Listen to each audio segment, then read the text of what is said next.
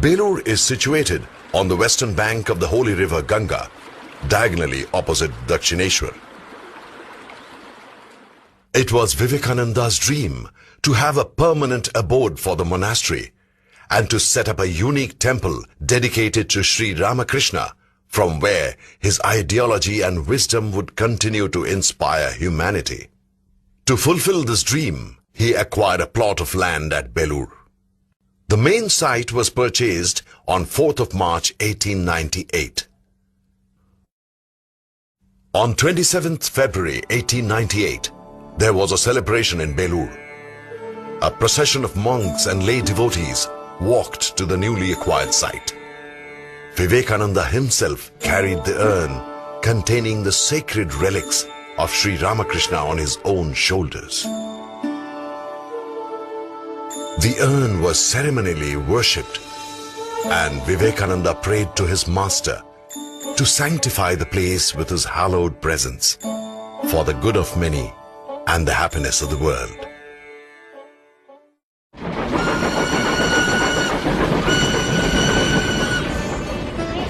During his travels in India and abroad, Swami Vivekananda had visited many important historical places.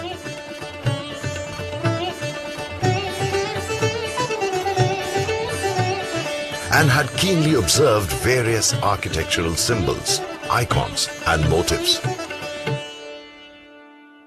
Swami Vivekananda shared his ideas and vision about the Ramakrishna temple with his brother monk, Swami Vijnananda, who was a civil engineer in his pre-monastic life. Vivekananda pointed out the site for the temple and asked Vijnananda to prepare a plan. He prepared a plan and presented it to Swami Vivekananda, who was immensely pleased. But the work could not start immediately owing to paucity of funds. 4 decades later, substantial contributions came from 2 American admirers of the Ramakrishna movement, Miss Helen Rubel, Bhakti, and Miss Anna Worcester, Annapurna. The construction finally began in 1935.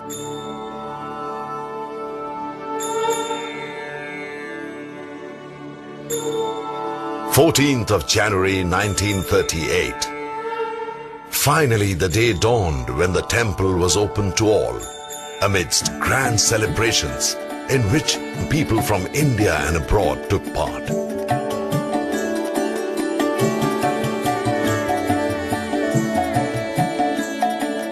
Swami Vijnananda enshrined the pot containing the sacred relics of Sri Ramakrishna in the new temple, thus fulfilling the long-cherished dream of Swami Vivekananda. More than 100 years have passed since the inception of the Ramakrishna Mutt and Ramakrishna Mission. During this time, the organization has spread in many parts of India and several countries abroad. Sprawling over more than 40 acres of land on the western bank of the holy Ganga, Belur Mutt is an hour's drive from Kolkata.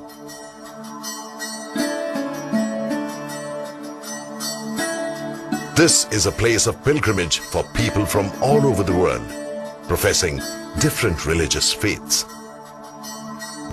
The archway at the entrance of the campus from Grand Trunk Road displays the harmony of religions.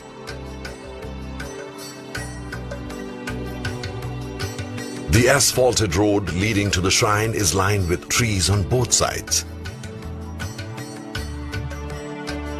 The lush green campus is a unique combination of serenity and sanctity. Swami Vivekananda envisioned the Ramakrishna temple as a unique monument symbolizing the harmony of religions and harmony of cultures. The architecture incorporates features of a temple, a mosque, a church, and a Buddhist monastery.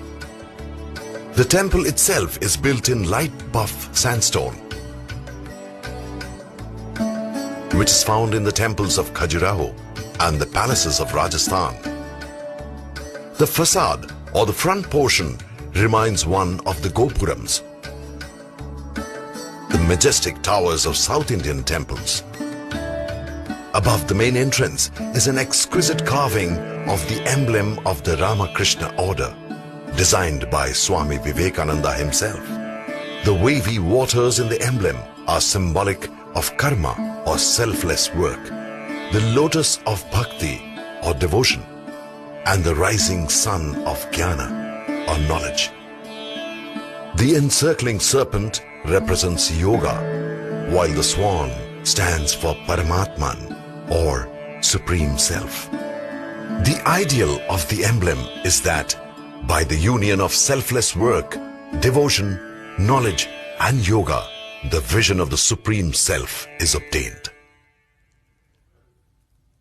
Above the horseshoe arch encircling this emblem is a replica of a Shiva Linga, and on the two sides of the base of this arch are auspicious symbols of elephants with lotuses. The scroll endings above the double pillars at the two sides of the main entrance are similar to those in the Sanchi Stupa, conveying Buddhist influence.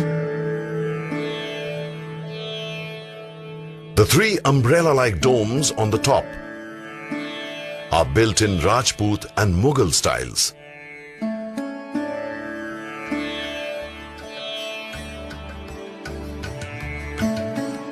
The curvatures of the roofs resemble the thatched roofs of the village huts of Bengal, depicting the birthplace of Sri Ramakrishna.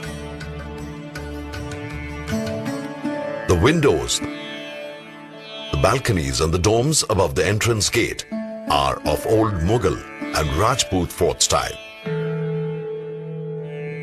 The horseshoe arch and the large main arch of the main entrance have Buddhist influences.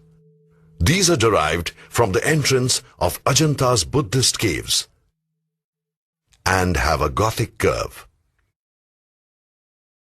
As one walks through the main entrance, the eyes move down the row of columns on both sides to the deity sitting at the meeting point of parallel lines.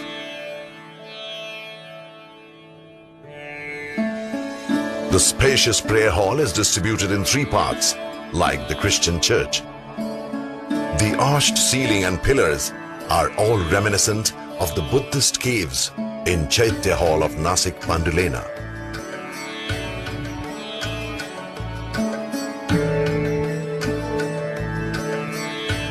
The richly ornamented capital of the long row of single and double pillars reminds one of the Orissa style.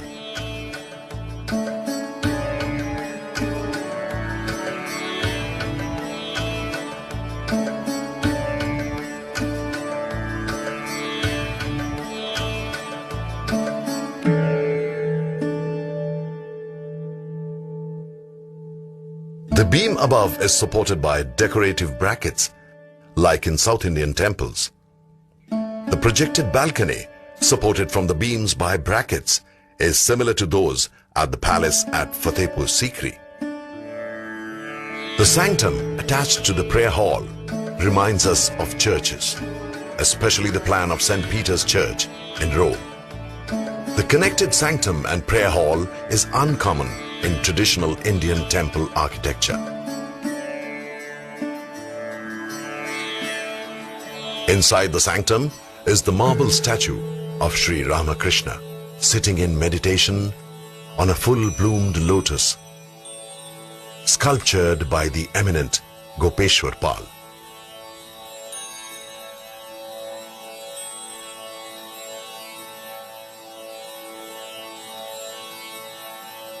The rectangular altar below is designed by renowned artist Nandlal Bose. The front, left and right sides of the altar have swans engraved on them. The swan represents the Supreme Self.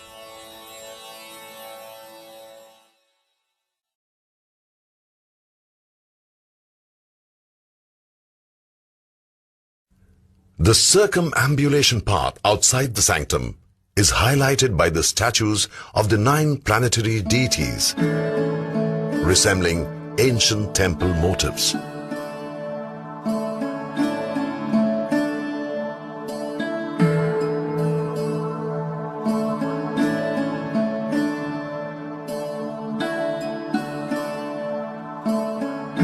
Sun,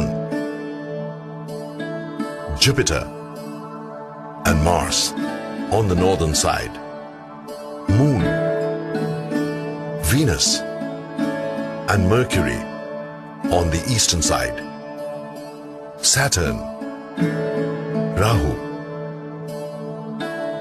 and Ketu on the western side.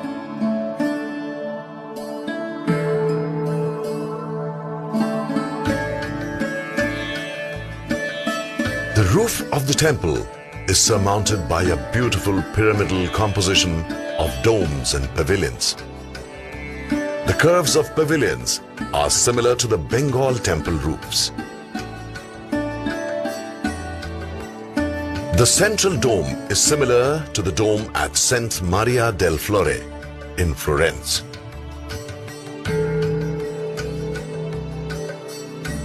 The golden kalasha or holy pot, considered to be an auspicious object, is placed on the top of the central dome. The side entrance gates resemble the elephant gateway of the Man Mandir at Gwalior Fort.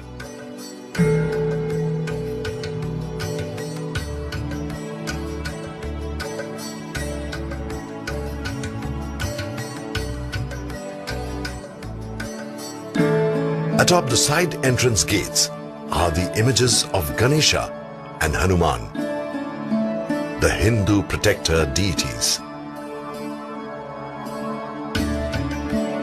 The speciality of the Ramakrishna temple is its ethereal beauty and its balance in architecture.